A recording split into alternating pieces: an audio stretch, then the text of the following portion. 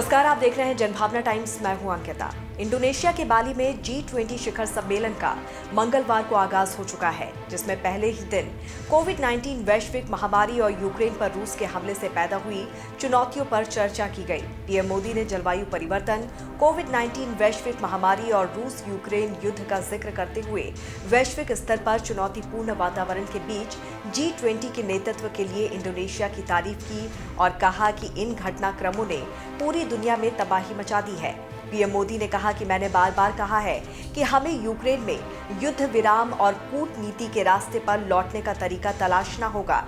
कोविड-19 वैश्विक महामारी के बाद एक नई विश्व व्यवस्था बनाने की जिम्मेदारी हमारे कंधों पर है।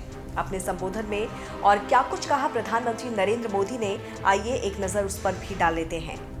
पीएम मोदी ने G20 में अपने संबोधन की शुरुआत इंडोनेशिया के राष्ट्रपति जोको विडोडो के धन्यवाद और उनके हार्दिक अभिनंदन से की।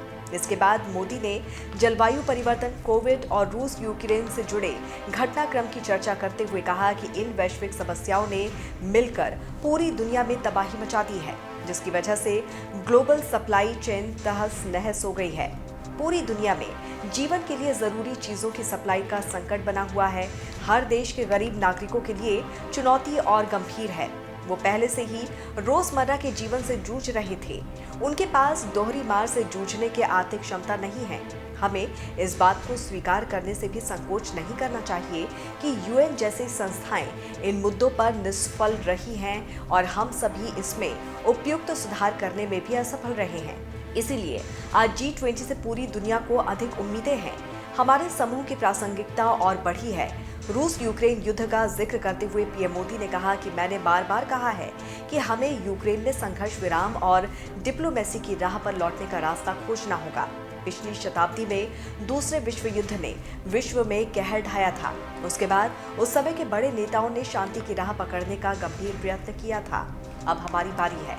कोविड की चर्चा करते हुए उन्होंने कहा कि पोस्ट कोविड काल के लिए एक नए वर्ल्ड ऑर्डर की रचना करने का जिम्मा हमारे कंधों पर है। समय की मांग है कि हम विश्व में शांति, सद्भाव और सुरक्षा सुनिश्चित करने के लिए ठोस और सामूहिक संकल्प दिखाएं।